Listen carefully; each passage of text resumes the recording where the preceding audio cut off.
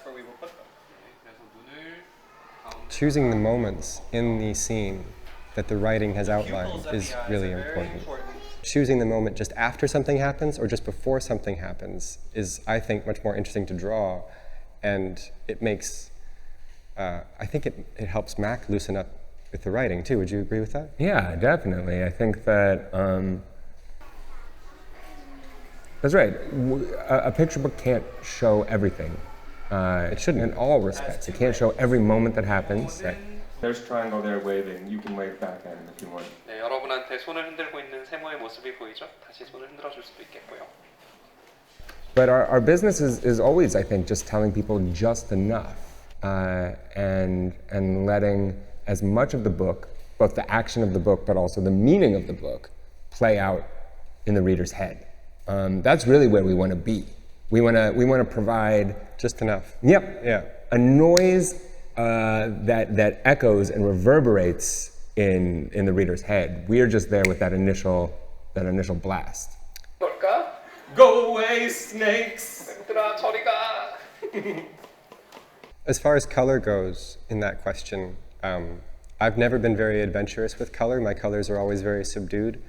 But I have a theory that contrast is just as important as color. And so where the palette might not be very saturated, I think if there was a lot of contrast and a lot of saturation on the page, again, it would be sort of a double beat. It's not a good visual.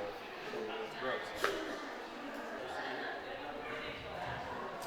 I've been on lots of phone calls with John where somebody will ask if he can make something more colorful, by which they probably mean more saturated. Yeah. I was like, could you add some more color here? Could you make it a little bright, more cheerful? And John is like, I thought I did make this colorful. Yeah. This is the brightest work I've ever done. I wish. This is me cheering. Yeah, that's the problem, is that I wish. I always think I've added color, and then no one else seems to agree. Does that skull have that line around it in the book? That something around the skull? Oh, good question. I hope not. It looks like it's in the artwork, but I hope not. Let me see. Took a picture at a restaurant in this room, and any good pets there. Contrast that frames the eyes is very important. If the eyes are lost, I don't think that the reader, especially children, have a way in. I don't ever want to obscure the eyes, and usually the eyes are designed for maximum readability, so that you can have any amount of obscurity in the picture that you want, but you can find your character's eyes. And it doesn't mean the eyes contain a lot of information, it just means that you have a window into their emotions, whatever they might be. So the eyes aren't very expressive. I think it gets confused a little bit that I draw expressive eyes, but I don't. I just make sure you can see them, and they're usually very blank. But because there's so much, hopefully, emotion or atmosphere in both the story and maybe the picture itself, the eyes serve as a key to all of that, even if they're not doing very much themselves. I would tell these stories that were autobiographical. I would tell about my weekend. And I would say, like, oh, after I got home on Friday, exhausted from a week with you guys, the phone rang, and it was the Queen of England. She was asking me for a favor. She wanted me to go find her crown. And I would tell them the serial adventure story. You would lie. I would lie. I lied, and they believed it, but it wasn't tricking them, because they were willing believers. There's an expression in English to describe the way kids play, make-believe. And I think it's a great term. You make yourself believe. It's willful belief. And kids can jump between fiction and reality so easily, but really that's what you want whenever you're telling a story to anybody.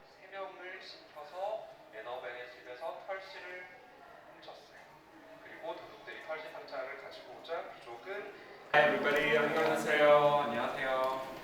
My name is Mac. 네, 저는 Mac입니다. My name is John. 네, 저는 John입니다. And John and I make books together. We want to meet them where they are. We say that, like, you are enough right now. You are a real person with real thoughts. We're not improving you. We're not preparing you for futurity as a productive adult in society. We want to make an artwork that reflects your experience and your big questions right now. I think that We also, I think, can really distinguish between like morals and meanings. And morals are pretty simple, right? They often, like, you can feel those books that can be summed up with one sentence, what they mean, or what the point is. We have a hard time doing that. Yeah, I don't think we're interested in those truths. We're interested in those more complicated truths, because I think that's what stories are really good at doing. They're really good at getting at a truth that is too complicated to be summed up in one sentence. So when the point of a book can be summed up in one sentence, that always feels to me like that should have just been a sentence, not a book. A book can have a story. It can get at something that's like a little beyond the grasp of language. It can hold together complexity, and I also think that it's more conversational, relational. A book with a moral, that's us as adults sort of inscribing a lesson on a kid's brain.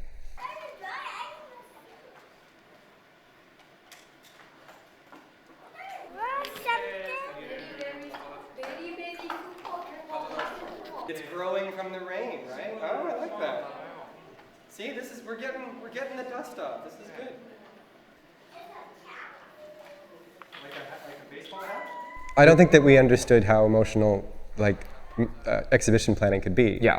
And it's not just because it's ours. I think it's like, that is such a great idea. That's such a clean, beautiful solution to what could be a very complicated and disorganized show, because the books themselves aren't very connected. Besides us, they're actually fairly different, book to book and series to series, or whatever it is. There isn't a lot that strings them together thematically. There is a point of view, I like to think.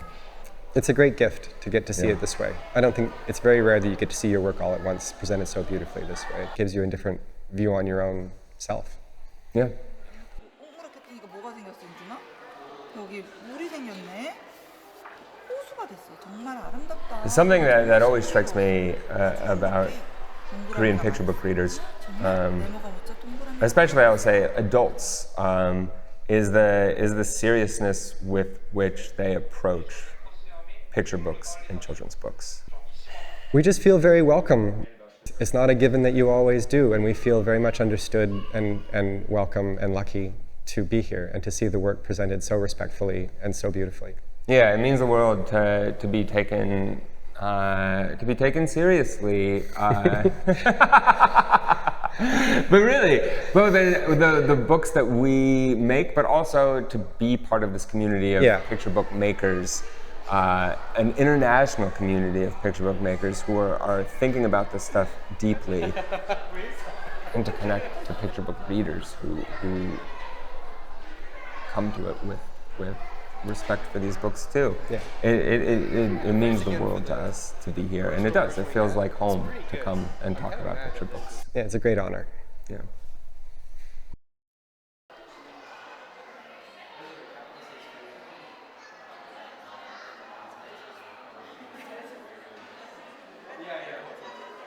Yeah.